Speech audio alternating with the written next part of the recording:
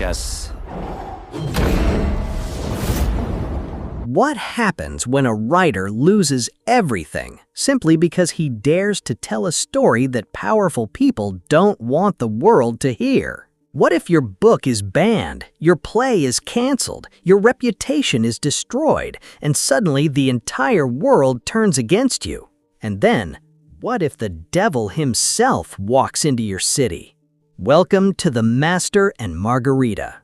This isn't just another fantasy movie. It is a dark, mysterious, romantic, and deeply thought-provoking journey into censorship, power, love, madness, faith, and the dangerous freedom of human imagination.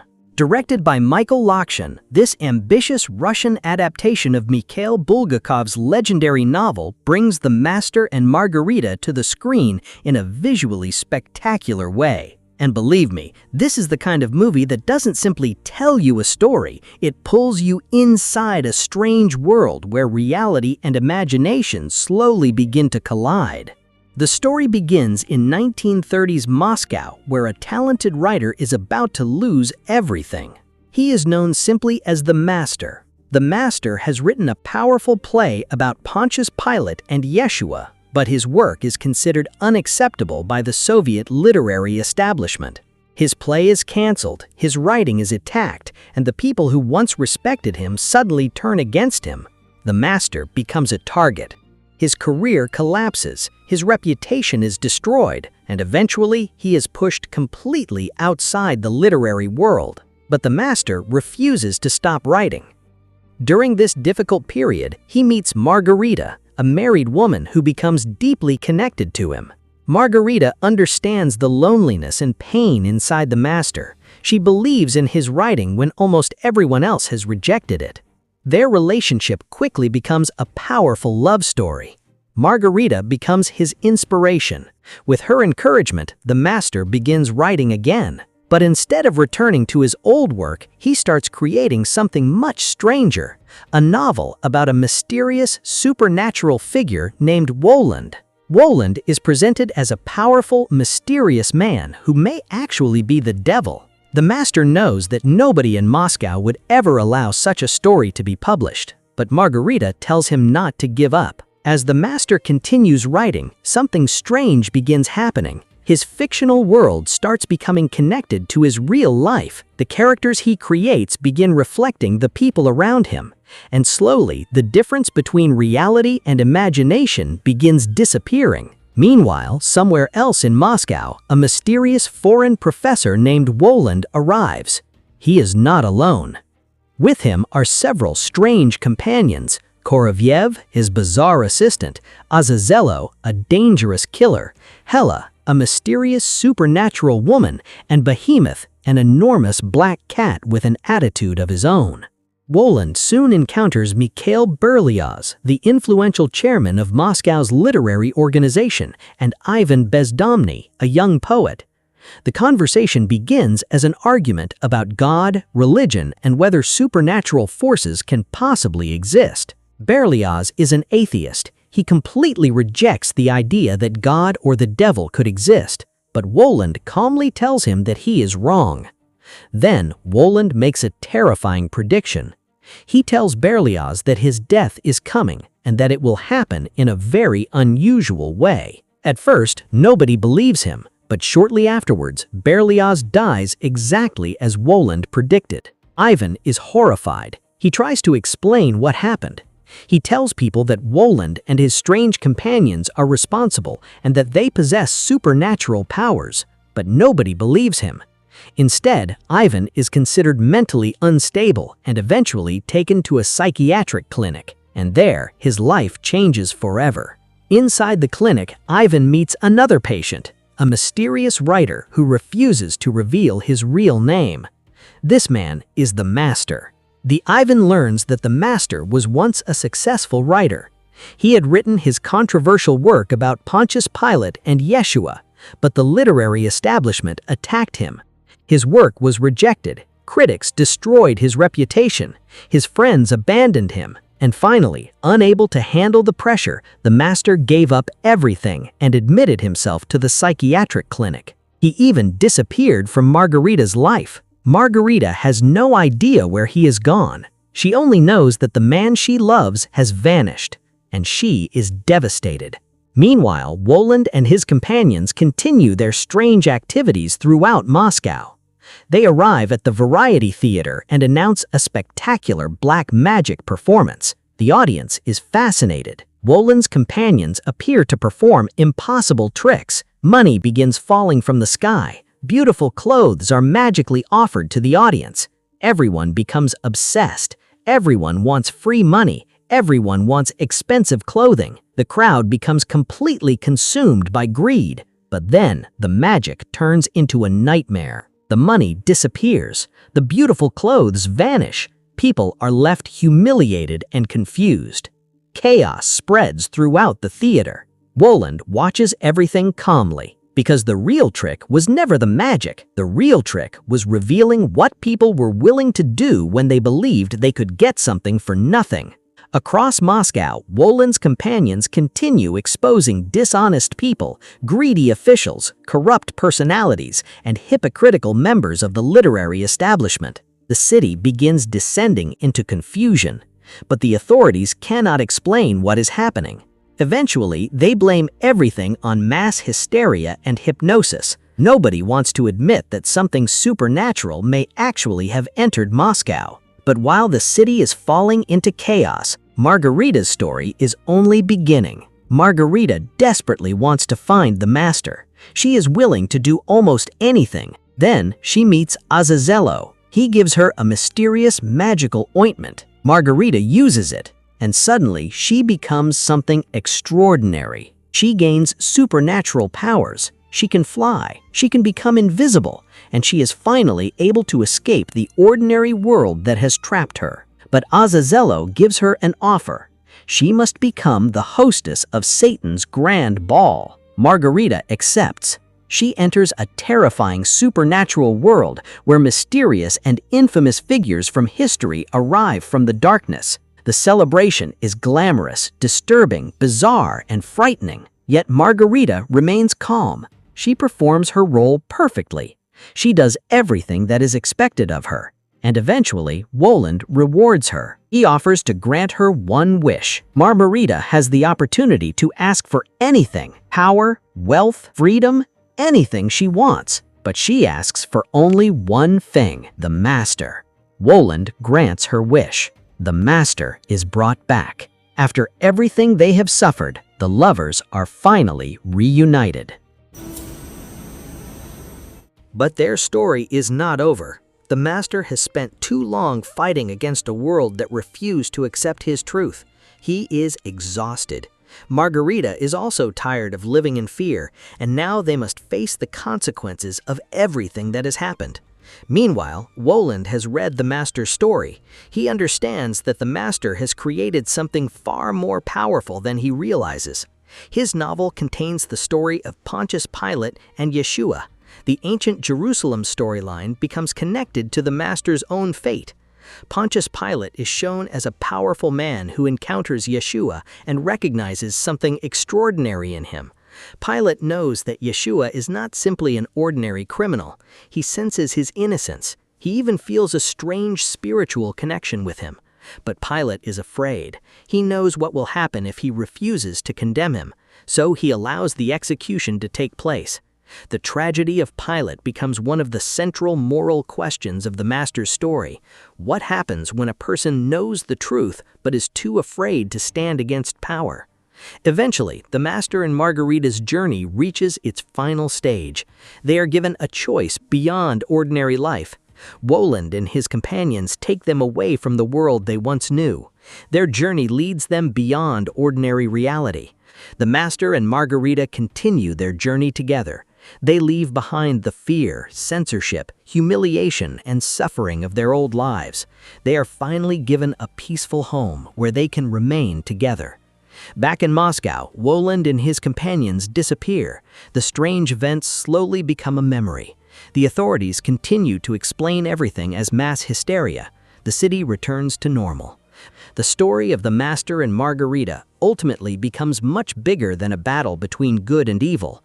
It is about love and sacrifice. It is about freedom and censorship. It is about truth and fear. It is about artists who refuse to stop creating even when the world tells them to remain silent. And most importantly, it is about two people who lose almost everything but refuse to lose each other. The Master loses his career. Margarita risks everything for love. Woland exposes the hypocrisy of Moscow.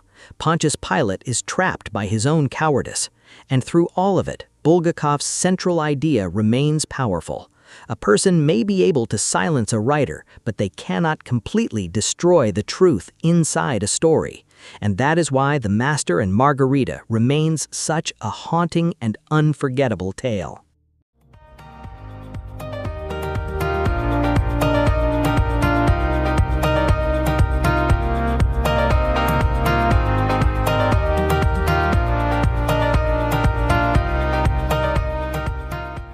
What truly makes The Master and Margarita stand out is the way it blends dark fantasy, romance, horror, satire, and psychological drama into one unusual cinematic experience.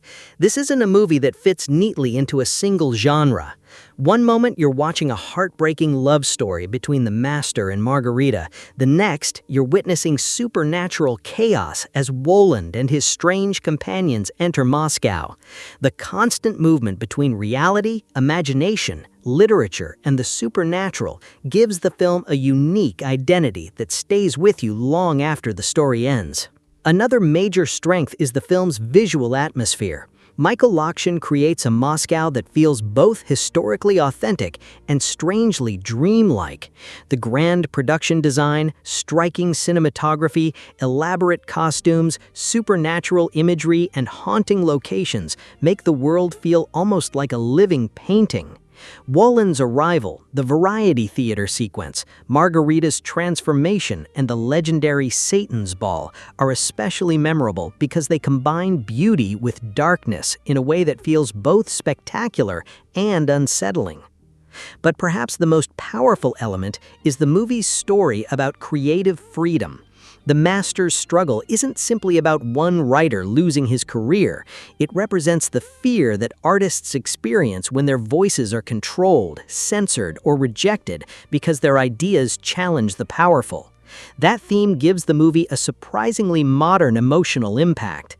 Even though the story is rooted in 1930s Moscow, its questions about censorship, truth, conformity, and individual freedom still feel incredibly relevant. A love powerful enough to survive censorship, humiliation, madness, fear, and even death.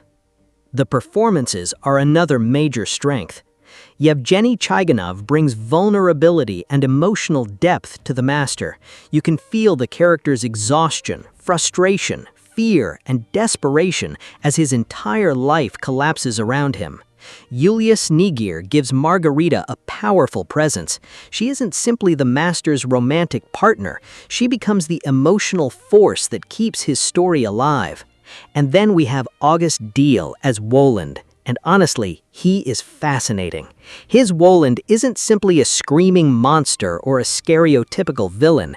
He is calm, elegant, intelligent, mysterious, and sometimes almost charming. But there's always something terrifying underneath that calm exterior. You never quite know whether Woland is helping the characters, manipulating them, judging them, or simply enjoying the chaos. And that uncertainty makes him incredibly compelling. The film also features Claes Bang as Pontius Pilate, along with Yuri Kolokolnikov, Alexei Rozin, Polina Aug, Yura Borisov, Leonid Yarmolnik, and a large supporting cast. Visually, this movie is absolutely massive.